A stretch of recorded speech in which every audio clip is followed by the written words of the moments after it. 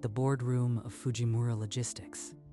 Seiji Tachibana stood before the executives, his years of work on the screen. Ladies and gentlemen, our new platform will cut freight costs by 40% and automate routing in real time. Stop. This isn't your work.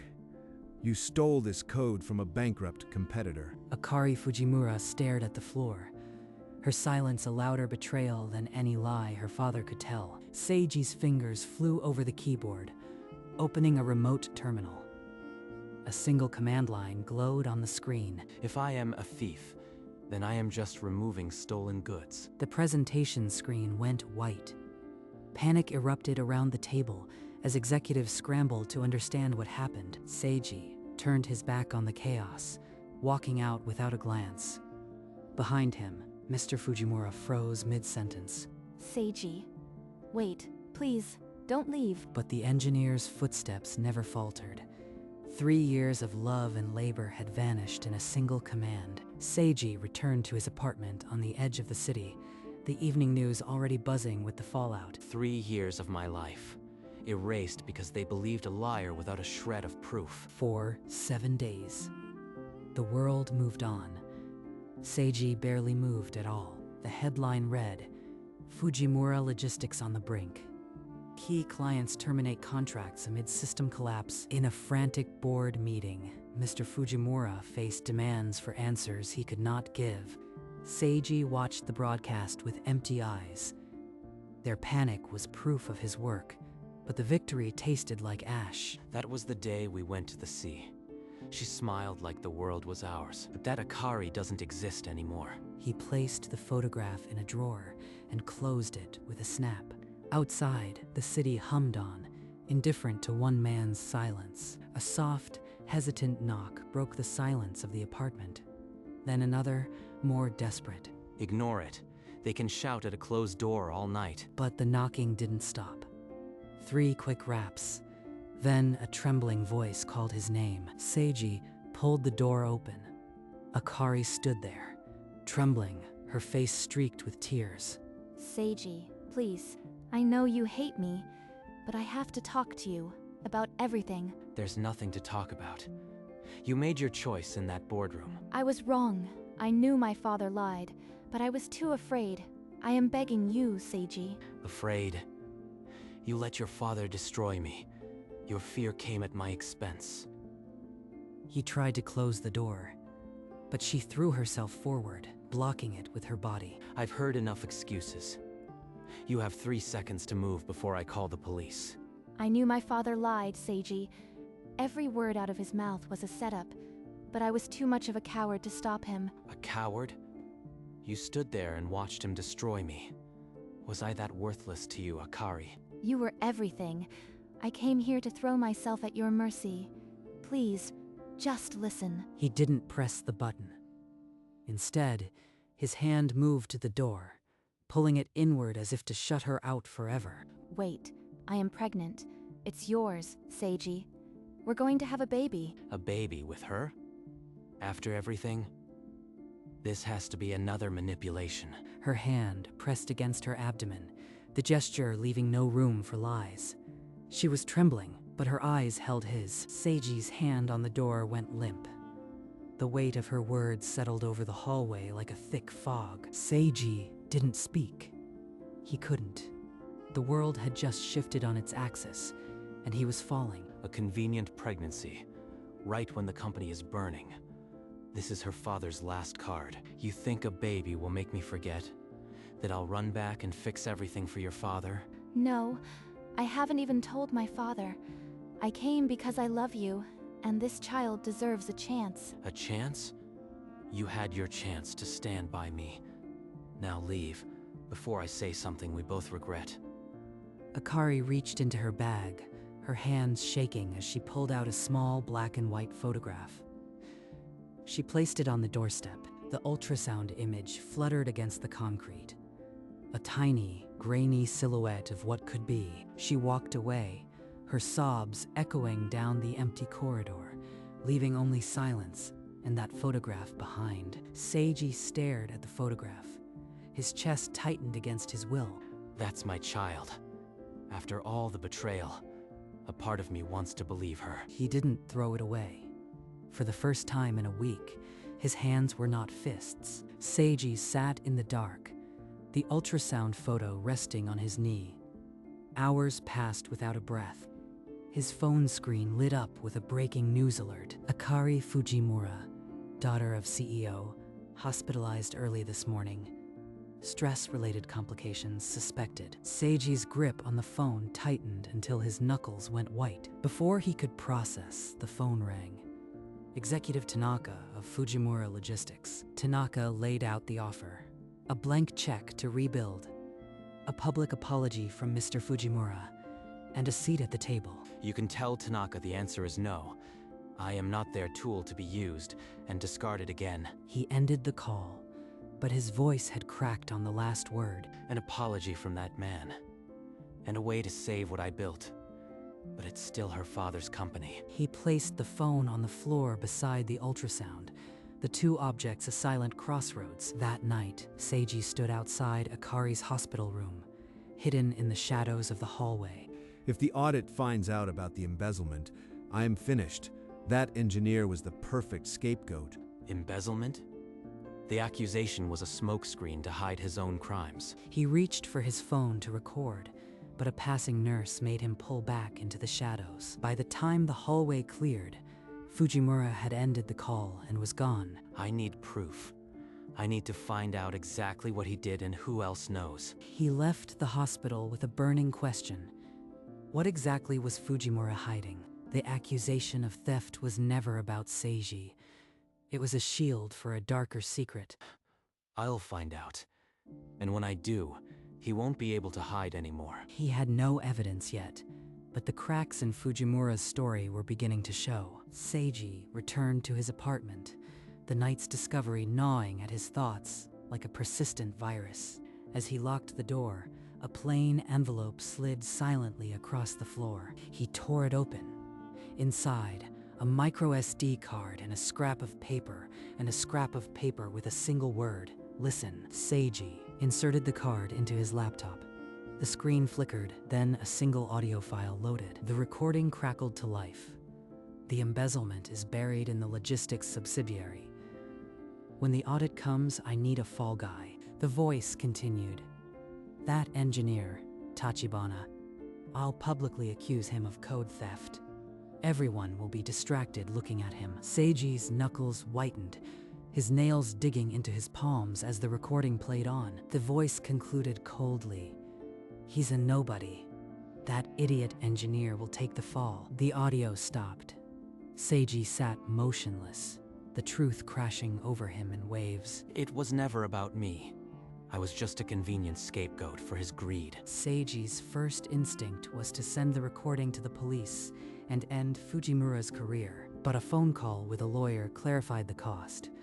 A public trial would destroy the company, and Akari's inheritance. Akari's inheritance, and the baby's future. If I destroy him, I destroy them, too. He looked at the ultrasound on his desk. Revenge alone wasn't enough anymore. I need to secure their future, not just burn his past. Seiji made a decision. He would confront Fujimura personally, with the recording as leverage. He would demand more than a simple apology. He would reshape the company. Tonight, he prepared. Tomorrow, he would walk into the lion's den. He called me a thief. I'll remind him what happens when you corner an engineer. The recording was his weapon, and he wouldn't waste it on a courtroom blow when a surgical cut would do. Seiji stood before the polished mahogany door of the CEO's office. His reflection stared back, cold and resolute. Today, everything changed. No more running. He'll answer for what he did. He pushed the door open without knocking, stepping into the plush interior. Fujimura looked up, irritation flashing across his features. Who the hell let you in? I'll have security throw you out. Good morning, Fujimura. I trust you've been sleeping well since you destroyed my reputation. Fujimura's face twisted from annoyance to alarm as Seiji closed the door behind him. I know everything. The embezzlement, the frame, your plan to make me the scapegoat. Seiji held up his phone. The audio file loaded. Fujimura's smugness evaporated like dew in fire. Fujimura's face drained of color. The balance of power shifted in that silent moment. Seiji tapped his phone. The recording filled the office. Fujimura's own voice, cold and unmistakable. Fujimura lunged across the desk, his fingers swiping at the phone. But Seiji stepped back smoothly, out of reach. You think this changes anything? I'll destroy you in court. That recording is worthless. But his voice cracked. Sweat beaded on his forehead as Seiji watched, unmoved. What do you want? Money? I'll pay whatever you ask. Just don't release that. You'll do exactly as I say. Or this goes to the board and the police. No negotiations. Fujimura's legs gave way, and he collapsed into his chair, his hands trembling on the armrests. What? What are your terms? I'll do anything. A real public apology. Not to me, to Akari. And then we'll discuss the rest. Seiji's gaze was unyielding. This was only the beginning of the reckoning. Seiji stepped closer to the trembling CEO. The terms were non-negotiable. You will publicly apologize in front of the entire board, step down as CEO, and transfer 51% of shares to Akari immediately. That's preposterous. I'll be a laughingstock. You can't do this to me. You already did this to yourself. This is the only way to protect Akari and the company from your crimes. Fujimura's eyes darted, a desperate glimmer surfacing. You think you've won, engineer? I have a backup server with the old system. I can rebuild without you. I discovered your little backup. I've already overwritten it with corrupted data. You have nothing left. The last flicker of defiance died in Fujimura's eyes. He reached for the document with a trembling hand. You monster. Seiji watched him sign, his expression unreadable. The ink dried, sealing the new order. The signed document felt heavy in Seiji's pocket as he walked to the hospital. The victory tasted hollow. Akari lay still, the heart monitor a steady metronome. Seiji pulled a chair close and sat. I hated you for not defending me. But I hate myself more because I still love you. I am terrified, Akari, of being a father, of failing our child, of losing you. A teardrop splashed onto her hand. Seiji didn't bother to wipe it away. Please, don't leave me. I can't do this alone. For a long moment, only the beeping of the monitor. Then, Akari's fingers twitched against his palm. Akari, did you just move? Can you hear me? Her fingers curled, weakly but unmistakably, around his. Seiji's breath caught. He pressed her hand to his cheek, tears flowing freely. Seiji, is that you? Why are you crying? I am here, Akari. I am not leaving.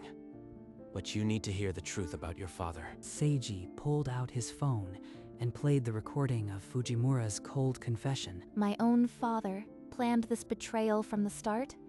He used Seiji as a scapegoat. I always knew he was capable of cruelty, but this level of deceit is unforgivable. He's signed a document.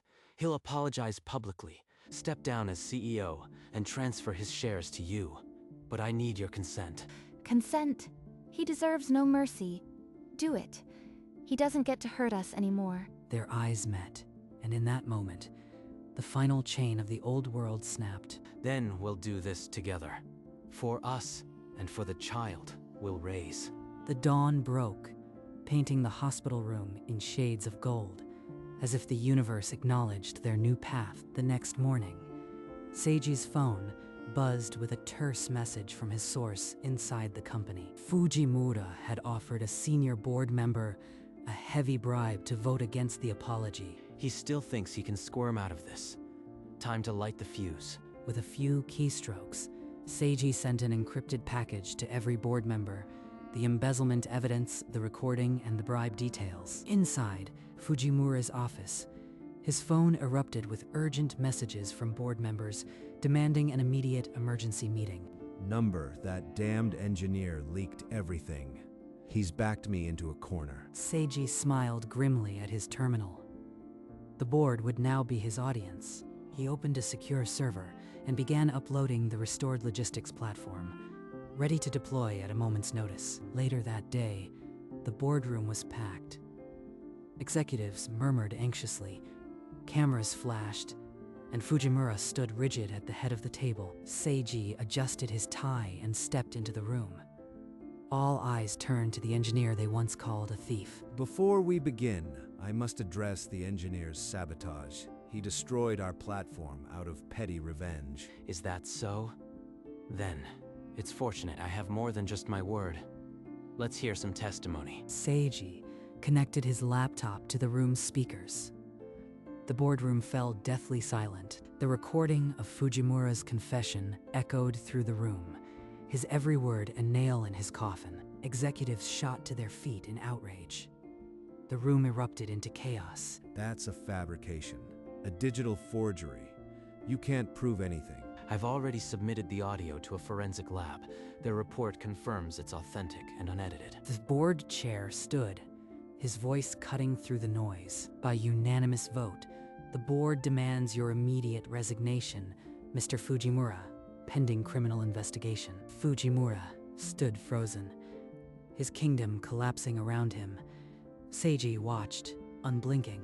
Honorable board, I have a proposal to salvage this company.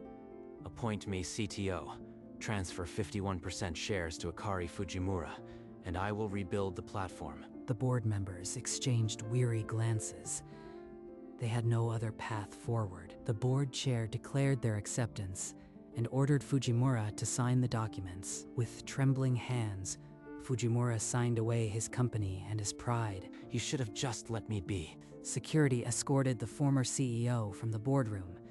He glanced back once, finding no sympathy. Seiji turned to address the board, his focus solely on the future. The platform will be operational within a week. I've already prepared a restored version on a secure server for Akari and our child. This is just the first step. The boardroom buzzed with a fragile hope as the engineer took control. 7 days blurred into one. Seiji coded without pause, rebuilding the platform line by line with his own security locks woven into the core. The progress bar hit 100% at 3 in the morning. The system came alive. News outlets reported Fujimura Logistics shares soaring. Clients who had fled were now calling to renew contracts. Akari, just discharged, walked into the office. She found Seiji in the server room, still fine-tuning the system. You really did it. The platform is running better than ever. It's what I do. This time, nobody can shut it down but me. A long silence stretched between them, filled only by the hum of the servers. Thank you, Seiji, for saving the company and for not giving up on us. Did you only come back because I fixed the company? I came for you. The company is just where you happen to be. The server room felt too small for the words left unsaid. They walked to the park in a fragile silence, cherry blossoms drifting around them. Even now, I hear your father's voice calling me a thief. It echoes in the back of my mind. Then I'll spend the rest of my life making you hear my voice instead. Every day, until that echo fades. Seiji turned to face her. For the first time, he saw not the silent girl from the boardroom, but the woman he had fallen in love with. I can't promise this will be easy. Trust doesn't come back overnight. I am not asking for easy. I am asking for a chance to earn it back, no matter how long it takes. The cherry blossoms continued their silent fall, as if the world was holding its breath. Then we start now, one day at a time. Seiji's hand moved, hesitant, and covered hers. For the first time in weeks, the silence between them felt like a beginning. 3 months later, in a sunlit kitchen, the scent of miso soup filled the air. Akari, her belly now a gentle swell, hummed as she cooked. Seiji came up behind her, wrapping his arms around her waist, his hands resting gently on the bump. Morning. Connecticut O. Our little one's been practicing soccer all night. Already a troublemaker, just like her mother. At the prenatal clinic, the doctor smeared gel on her belly. The monitor crackled to life with a rhythmic whoosh. A tiny heart pulsed on the screen, 140 beats per minute, strong and steady. That's our child, perfectly healthy. Not a thief, not a scapegoat, just our baby with the whole world ahead. Later, at home, a news ticker scrolled across the television. Former Fujimura Logistics CEO indicted on multiple counts of embezzlement. I'll never let anyone call our child a thief. We built this life on truth, and that's all she'll ever know. That evening, Seiji and Akari stood on the balcony, the city stretching below them in hues of amber and rose. Do you ever regret it? Deleting the platform, the chaos that followed? Regret. Number. I'd delete it all again if I had to, but I'd do it sooner. They laughed together, a soft, knowing sound that the wind carried away. I'd built something better. Not code, but this, us, our family. The sun dipped below the skyline, igniting the clouds in a final burst of gold. Then it was worth it. All the pain, all the waiting. Every line of code, every betrayal. It led us here. That's enough. He tightened his arm around her, and the city lights began to flicker on below. The scars remained, but they no longer ached. Only the quiet hum of a new beginning. Weeks later, a sunlit hospital room. Akari, exhausted but radiant, cradled their newborn daughter against her chest. She's perfect, Seiji. Look at those tiny fingers. Seiji took the baby into his arms, his hands trembling.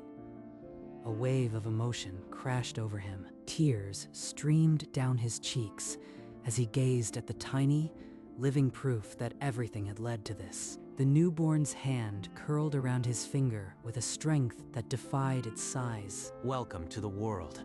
Your father is an engineer, not a thief. And he's the bravest man I've ever known. The first rays of dawn streamed through the window, bathing the new family in gold. The past was a closed chapter. The future, unwritten, stretched before them, and in that quiet moment, everything was exactly as it should be.